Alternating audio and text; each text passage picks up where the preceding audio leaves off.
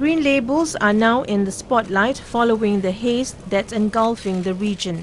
In Singapore, companies must meet stringent requirements before they are issued such labels, which are an endorsement of a company's environmentally friendly claims. The Singapore Environment Council, which administers the scheme, made this point amid questions over the rigour of the certification process. Asia Pulp and Paper Group, which carries the Singapore Green Label, had its certification temporarily restricted following investigations into the company's role in starting forest fires in Indonesia. APP is one of 5 Indonesian companies. Singapore's National Environment Agency, or NEA, is taking action against over the haze pollution. There are some 3,000 products sold in Singapore which carry the Singapore Green Label. These include paper products from APP, which have since been taken off the shelves by 2 major supermarket chains in Singapore. APP was issued the Green Label 5 years ago. The certification has to be renewed every year. The Singapore Environment Council said APP met all the requirements at the point of submitting its Green Label application. For example, in the case of a paper product, we require them to provide evidence that their raw materials has been sourced sustainably. But beyond that, we also look at things like their energy usage, for example, the bleaching that they use, the coloring that they use. Included also are third-party accredited test lab reports that they have to submit to us. Once the Green Label is issued, the Council conducts quarterly mystery audits, picking random products for tests, and there's not been an issue with APP until now.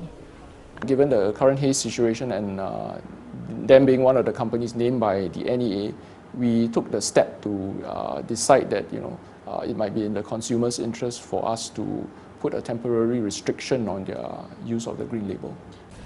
It was that move that led to at least 2 supermarket chains pulling out all APP-related products off their shelves.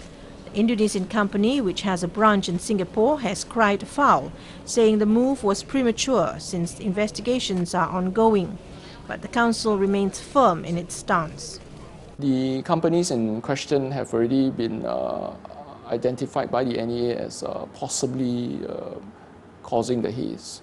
So I think it's only right that we, together with CASE as well as some of these major retailers, also take the necessary actions to protect not just consumers but Singaporeans in general from irresponsible manufacturers that in the first place brought about the haze. Suspension of the Green Label is temporary pending the completion of both the Council's and NEA's investigations.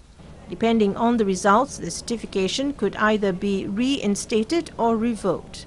Meanwhile, retailers who carry Green Label products have till the middle of next week to declare that they are not procuring materials from the companies under investigation.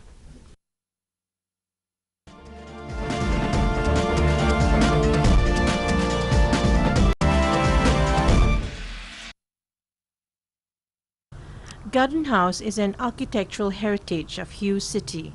One of the most notable architectural features that make a garden house is partition wall.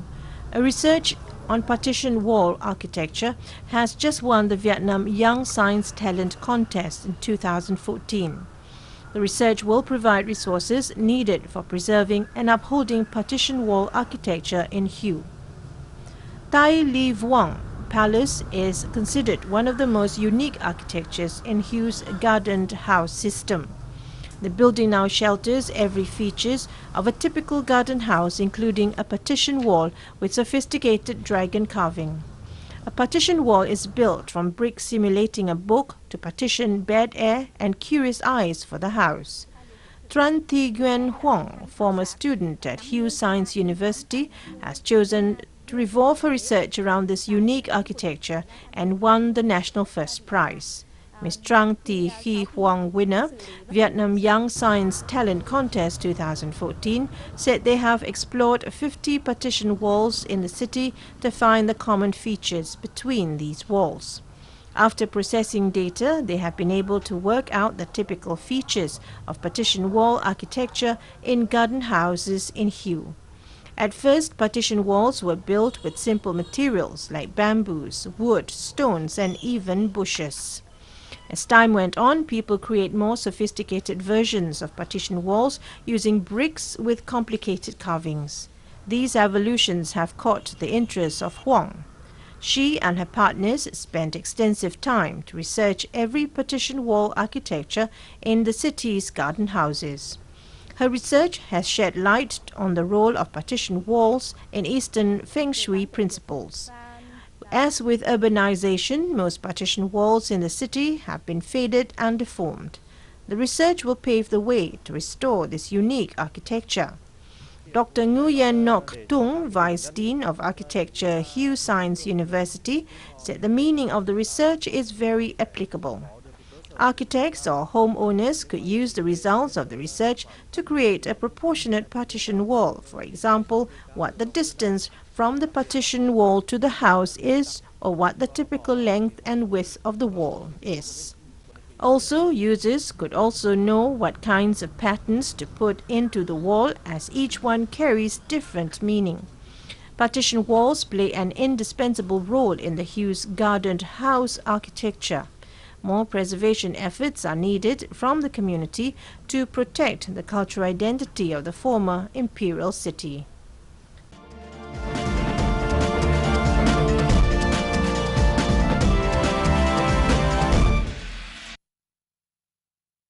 Tuberculosis prevention and control is one of the major priorities in the National Health Plan, and Myanmar still includes in the one of 22 countries that are high in tuberculosis rate all over the world.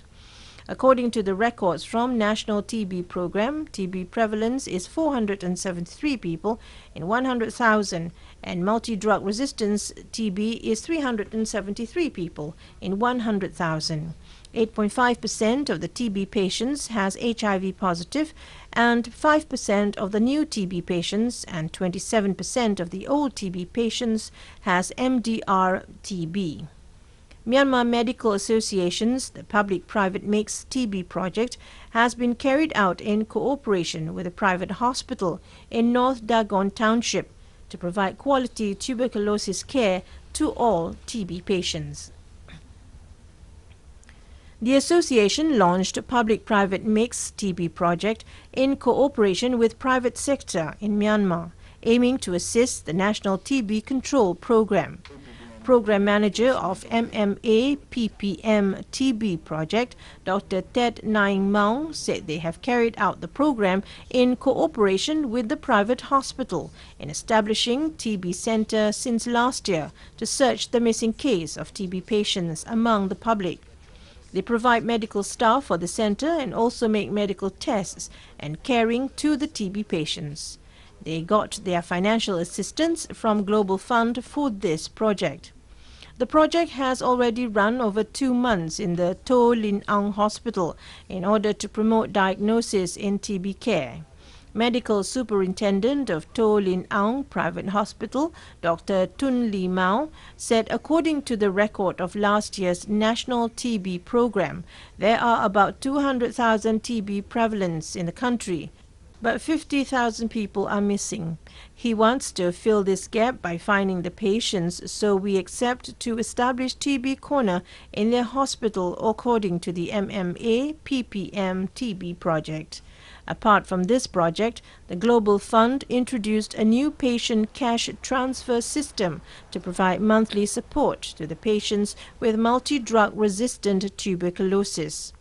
Myanmar Deputy Minister for Health, Dr. Tien Tien Hete, said drug-resistant TB takes 20 months for the treatment. So in that long time, what they worry about is that the patients would be disconnected with the treatment because of many reasons, including transporting fees and daily usage. So by supporting funds to them is a very good thing that can help them to come here for the treatment. The new system utilizes an ATM service that will provide to MDR-TB patients enrolled to receive quality treatment and support in 50 townships.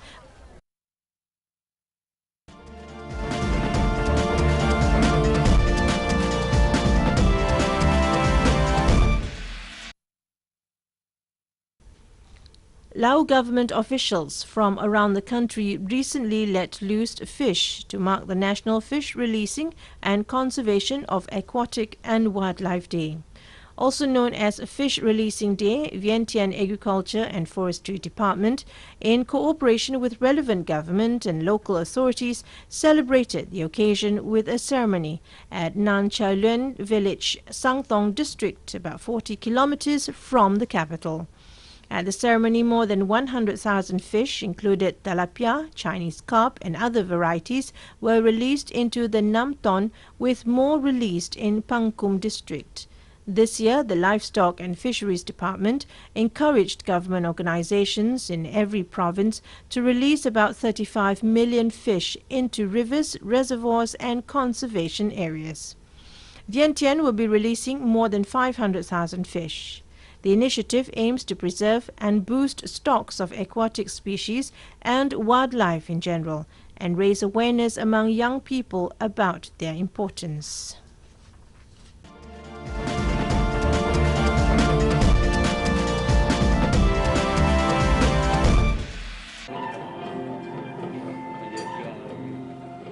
Two Malayan tapirs, a 2-year-old male tapir and his partner, a 3-year-old female called Bertama, will be placed at the world-class Nagasaki Biopark for 10 years under a tapir conservation program by Malaysia and Japan. Besides becoming a zoo attraction, the tapirs will also provide more insight to the research on wildlife captive breeding. Natural Resources and Environment Minister Dr. Wan Junaidi Tuanku Jaafar said the agreement marks Japan's commitment to protect and conserve the threatened animals.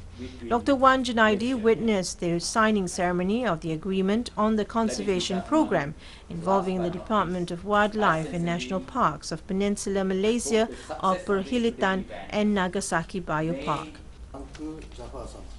Im and Bertama are from the Sungai Dusun Wildlife Conservation Centre.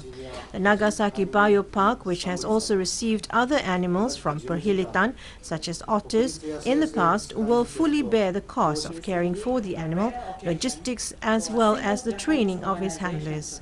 The collaboration with the biopark will also allow the ministry to learn more on zoo and park management from their Japanese counterparts.